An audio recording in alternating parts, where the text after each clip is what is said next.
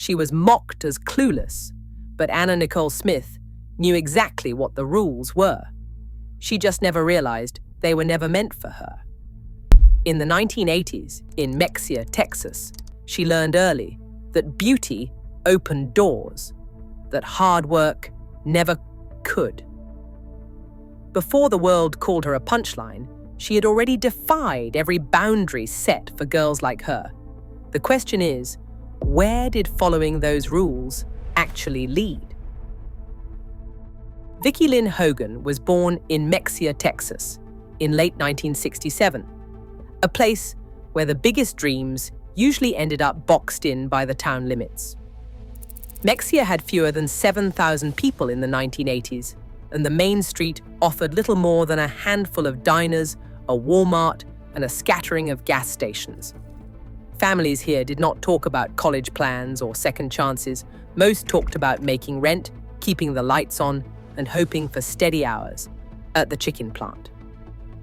Vicki's own family life was marked by instability, and she learned early that comfort was something other people had.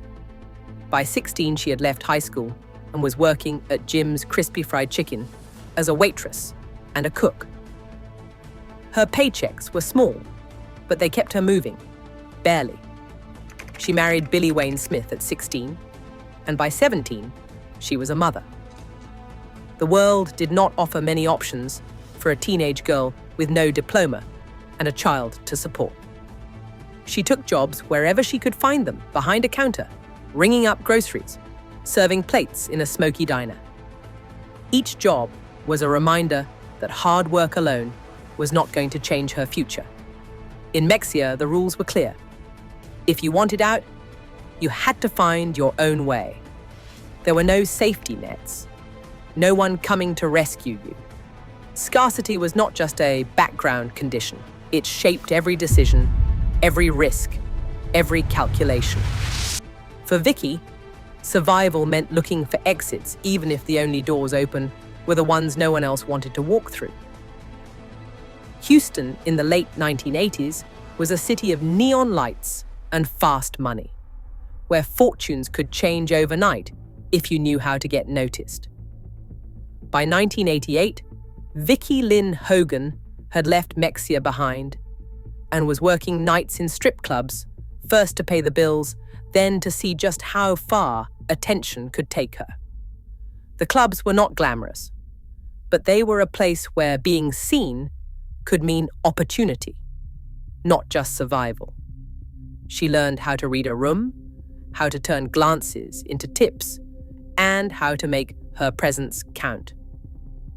By 1991, her reputation inside Houston's club scene was strong enough that she was earning more than she ever had waitressing. That same year, a chance encounter at Gigi's with oil tycoon J. Howard Marshall II set in motion a new kind of calculation. He was 86, she was 23. This was not just about money anymore. It was about finding a way out of the cycle she had always known. Opportunity kept knocking. In March 1992, she appeared in Playboy, and by May of that year, she was the magazine's centerfold. The next year, 1993, she became Playmate of the Year, and the name Anna Nicole Smith began showing up in headlines.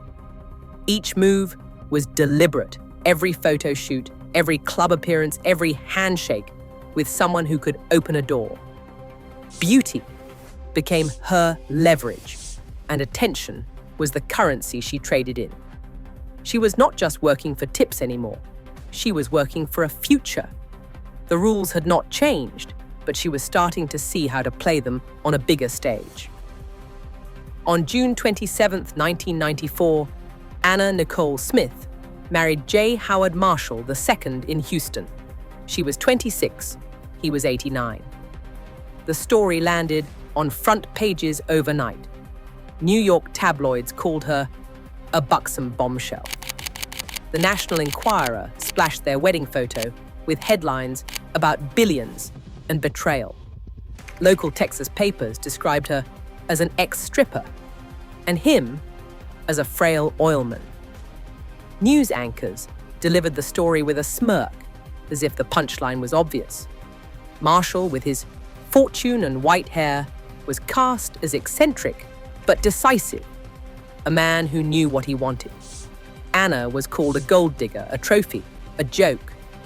Her ambition became the story, not his choices. No one questioned why a billionaire would marry a much younger woman. The scrutiny fell on her alone. The age gap, the money, the spectacle, every detail was framed as evidence against her. Magazine covers and television segments dissected her motives, but left his unquestioned. The arrangement itself was familiar, but the outrage was selective. She was not breaking the rules. She was just refusing to apologize for playing by them.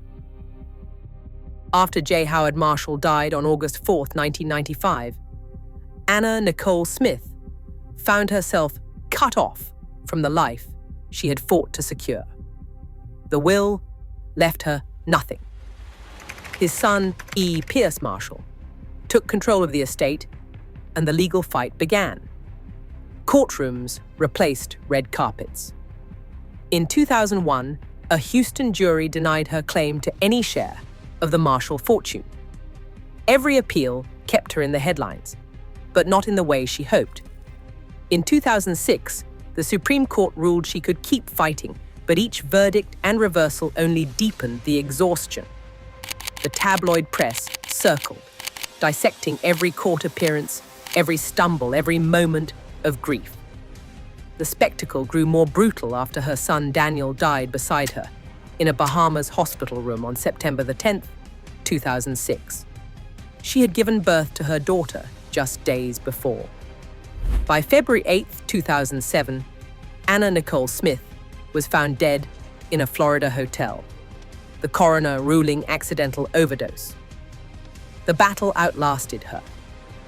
In the end, the system that judged her never protected her. She was left alone, worn down by years of legal siege and public ridicule. With no one left to shield her from the consequences of a fight she was never meant to win. Today, women still face systems that reward their image but punish their ambition. The lesson isn't about Anna.